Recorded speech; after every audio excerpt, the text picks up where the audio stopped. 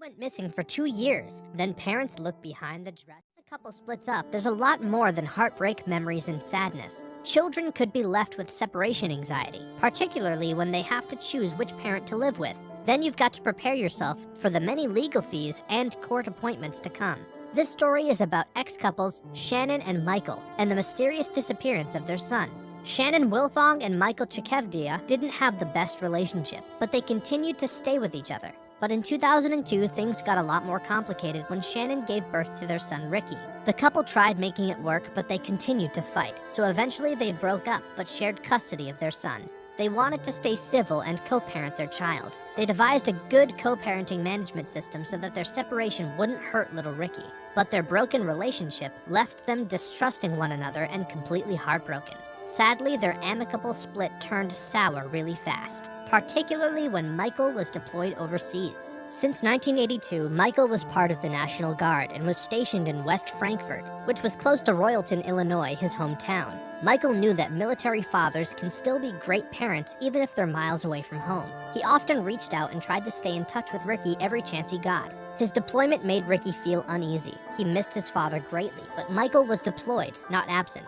Fortunately, Michael's tour of duty was coming to an end. He was counting every minute of the day, and he wanted to fly home and give his boy the biggest hug in the world. But sadly, him coming back didn't make things any easier. Ricky was a victim of poor parenting and bad conflict management skills from his parents. When a couple divorces, the first thing on their to-do list should be to seek out counseling. But Shannon's parenting was so dysfunctional, she was doing everything in her power to complicate the situation even more. In 2007, Michael took Shannon to court because she had turned her back on their custody agreement. He was banking on the judge to force Shannon to obey the visitation rights she and Michael had agreed on. A court date was eventually set, but Shannon was a no-show. The judge took this into account and granted Michael temporary custody, but this was just the start of the battle. Ricky and his mother Shannon vanished before Michael even got the chance to bring his son home.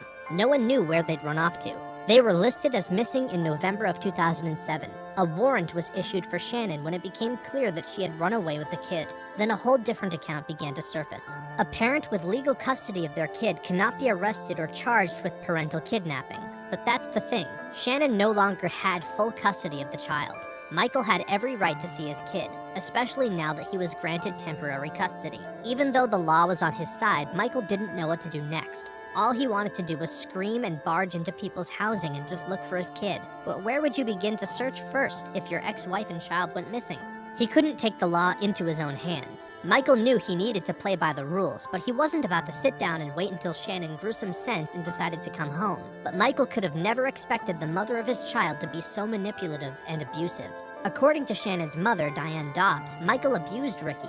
Both she and her daughter allegedly raised these concerns before, but there was no evidence that this was true. Dobbs, however, believed Shannon took Ricky somewhere where he'd be safe from Michael. Diane made it her mission to ruin Michael's reputation. Michael soon learned that Diane had placed lots of posters in her front yard, claiming that Michael was a liar and a child abuser. Michael immediately assumed that Diane was keeping something a secret. Clearly, Diane was somehow in touch with Shannon.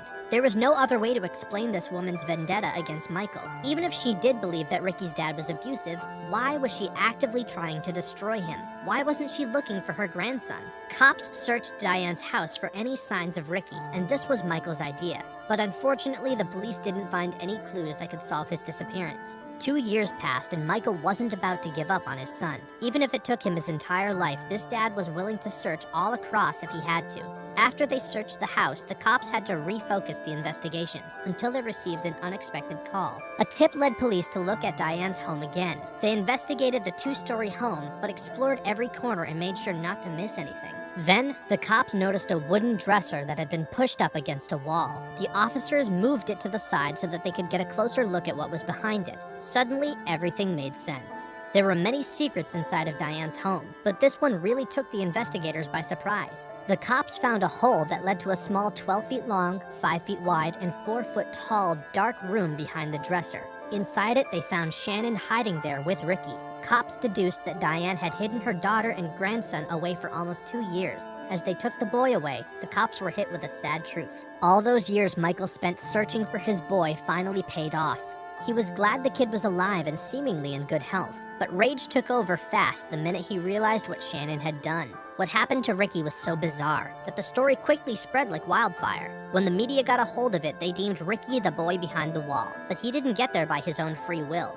Someone had forced him to spend all of those years in isolation, and now they needed to pay for what they'd done. Sergeant Stan Diggs of the Illinois Police Department said, "We let him out of the car and he ran around like he'd never seen outdoors." He added, "It was actually very sad. He was very happy to be outside. He said he never goes outside." The cops wanted to give Ricky and his dad the justice that they deserved. Shannon was taken into custody and charged with felony child abduction. Her mom, Diane, was also charged with aiding it and was arrested. Then she was freed on bail and tried spinning the story to make it seem like Ricky had enjoyed freedom over the last 2 years, but the evidence didn't seem to match her story. Neighbors were interviewed and they claimed they never saw Ricky outside of Diane's home. The child showed signs of isolation but was in good spirits. Sergeant Diggs added, "For someone who's been isolated in that house with no other outside beings, he is a very social, very polite, and very talkative little boy." But for Diane and her daughter, luck had just about run out. After appearing on Good Morning America, Diane was once again arrested while she and her daughter fought the legal charges. Ricky was placed in the custody of Michael's relatives while the case was thoroughly investigated. In 2011, Shannon pled guilty and was fined $1,500. She was also on probation for 2 years, but Michael was finally cleared. Michael got permanent custody of his son after the case was closed. He retired from the National Guard a year later. As a single dad, he managed to give Ricky a life and a stable home, which he had been denied for several years. The prosecutor and judge who agreed to such a laughable plea bargain may want to do a little digging and read some of the science behind parental alienation and parental abduction. A narcissistic parent can kidnap a child, and it's no big deal according to the law. They're not technically condoning it, but if you do take your child and run off, you'll only get fined. What Shannon Wilfong did was child abuse, and a soft sentence like the one she got sends a truly disturbing message. If you want to see more intriguing stories like this one, simply tap one of the 2 on your screen. And thanks for watching.